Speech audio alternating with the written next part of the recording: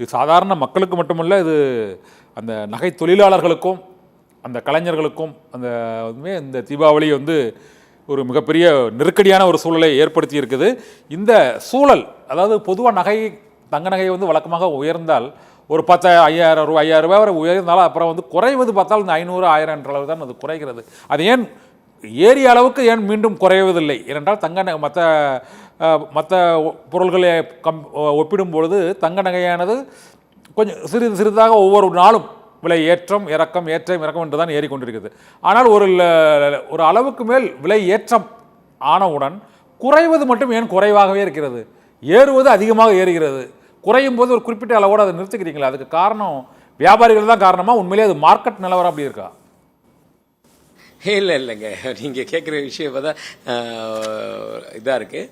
எப்படின்னா இது யாரும் ஏன் நிப்பாட்டிடுறீங்க அப்படின்றதெல்லாம் வியாபாரிலாம் நிப்பாட்டவே முடியாது. என்னைக்கு இது சர்வதேச அளவில் வியாபாரம் போயிடுச்சோ, இன்னைக்கு மீடியா வந்துடுச்சு, இன்டர்நெட் வந்துடுச்சு, அதனால் அங்கே என்ன ரேட்டோ அதை வச்சு நாங்களே விற்க முடியும். நாங்களே எக்ஸ்ட்ரா கூட விற்க முடியாது, இல்லை குறைச்சி விற்கணும்னு நினைச்சாலோ கூடுதலாக விற்கணும்னு நினைச்சாலோ கூட விற்க முடியாது. காரணம் இப்போ இந்த கோல்டு ரேட்டை ஃபிக்ஸ் பண்ணுறது யூஎஸ் அண்டு யூரோப் மார்க்கெட்டு. அங்கே என்ன ஃபிக்ஸ் ஆகுதோ அது அந்த ட்ராய் அவுன்ஸில் இன்னைக்கு இந்த விலைன்னு சொல்லி வந்துடுது. வர்றப்போ அதை கணக்கு பண்ணி இந்திய ரூபாயோட மதிப்பில் எவ்வளோ வருதுன்ட்டு கால்குலேஷன் மட்டும்தான் நாங்கள் பண்ணுறோம். பண்ணிவிட்டு அதை அப்படியே விற்பனைக்கு கொண்டு வந்துடும். அதனால் அந்த சந்தை நிலவரம் டிமாண்ட் அண்ட் சப்ளை பொறுத்திருக்கு. மேலே போகிறப்போ உயரும், கொஞ்சம் கீழே இறங்குறப்போ கொஞ்சம். நீங்கள் சொன்ன மாதிரி ஏறுறப்போ பார்த்தீங்கன்னா சல்லுன்னு நிறைய ஏறுது, 2,000 ரூபா 5,000 ரூபா 10,000ன்னு இறங்குறப்போ 100 கணக்கில் இறங்குது, திருப்பியும் ஒரு ஏற்றம் வருது. இதுதான் தங்கத்தினுடைய வரலாறுல போயிட்டு இருக்கக்கூடிய விஷயம். அப்படியே தான் போய்கிட்டு இருக்கு. பல நேரங்களில் நமது அரசாங்கம் முடிவெடுத்து சில கொள்கைகள் மாறி அப்படி பண்றப்போ தங்கத்தினுடைய ரேட்டு வித்தியாசம் வந்துடுது. அதாவது எக்ஸாம்பிள் சொல்ல போனா, ஒரு முறை 15% 5-6% இம்போர்ட் டியூட்டியை குறைச்சாங்க, 9% குறைச்சாங்க. அப்படி குறைச்சனால சடனா ஒரு 5,000-6,000 ரூபாய் அன்னைக்கு லெவல்ல விலை குறைஞ்சுது. இன்னைக்கு பாத்தீங்கன்னா அந்த இம்போர்ட் டியூட்டியை குறைக்காம இருந்திருந்தா இன்னைக்குடைய விலை 92,000 ரூபாய் ஒரு சவரன் இருக்க வேண்டியது. அந்த இம்போர்ட் டியூட்டியை குறைச்சனால இன்னைக்கு 85,000 ரூபாய். அது மாதிரி சில விஷயமும் இருக்கு. அதையும் அரசாங்கம் பண்ணாங்கன்னா கண்டிப்பா ஏழைகளோட வயிற்றுல பால் வார்க்கலாம். அப்படி பண்ணியாச்சுன்னா ஒரு சவரன் 55,000 ரூபாய் 60,000 ரூபாய் வர்றதுக்கு கூட வாய்ப்பு இருக்கு. அது வழிமுறைகளும் இருக்கு. இந்த இறக்குமதி வரியை இன்னும் குறைத்தால் இந்த விலை குறைவதற்கான வாய்ப்பு இருக்குன்னு சொல்றீங்க. அப்படி எடுத்துக்கலாமா சார்? கவர்மெண்ட் இல்ல அது வேற வழி. இறக்குமதி வரியை இனி இருக்கிறதே வெறும் 6% தானே. சரி, மிஞ்சி போனா 6% சொன்னீங்களா? அது எந்த டாக்ஸ்? நீங்க சொன்னது அதுதான் அதுக்கு உண்டான வழி தனியா இருக்கு. அது என்னன்னு சொல்லி பாத்தீங்கன்னா, கடந்த ஒரு 2-3 வாரங்களுக்கு முன்னாடி நமது நிதியமைச்சர் திருமதி நிர்மலா சீதாராமன் அவர்களை ஒரு இதுக்காக கூப்பிட்டுருந்தாங்க எங்க அசோசியேஷன் சார்பா.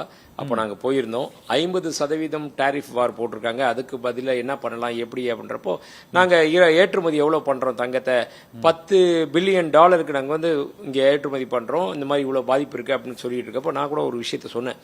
மேடம், நீங்க இது மாதிரி பண்ணீங்கன்னா கோல்டு ரேட்டை குறைக்கலாம், நம்ம வெளிநாடுகள்ல இருந்து எதிர்பார்க்க தேவையில்லை. அப்ப என்னன்னு சொல்லி காது கொடுத்து கேட்டாங்க. அதாகப்பட்டது எப்படின்னு சொல்லி பார்த்தோம்னா, நாம வருஷம் ஒண்ணுக்கு 750 டன் தங்கத்தை இம்போர்ட் பண்றோம் வெளிநாடுகள்ல இருந்து.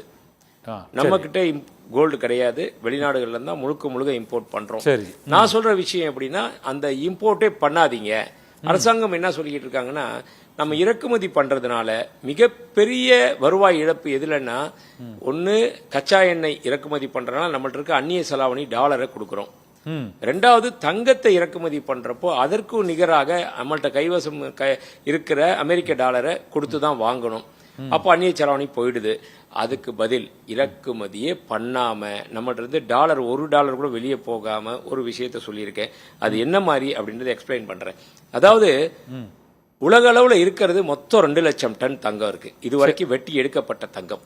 சரி, அதுல முதல் 10 நாடுகள்ல இருக்க தங்கம் அப்படின்னு பாத்தீங்கன்னா, அமெரிக்கால 8,133, அடுத்தது ஜெர்மன்ல பாத்தீங்கன்னா 3,452, ரஷ்யால 2,333, இப்படி இந்தியாவில 876 டன். இப்படி முதல் 10 வரிசையில் இருக்க தங்கத்தெல்லாம் சேர்த்தா 24,000 361 டன் தங்கம் முதல்ல 10 இருக்க நாடுகள்கிட்ட இருக்கு. ஆனா நம்ம மக்கள்கிட்ட இருக்கிற தங்கம் 25,000 டன். அதை விட அதிகமா இந்திய மக்கள் கிட்ட 25,000 டன்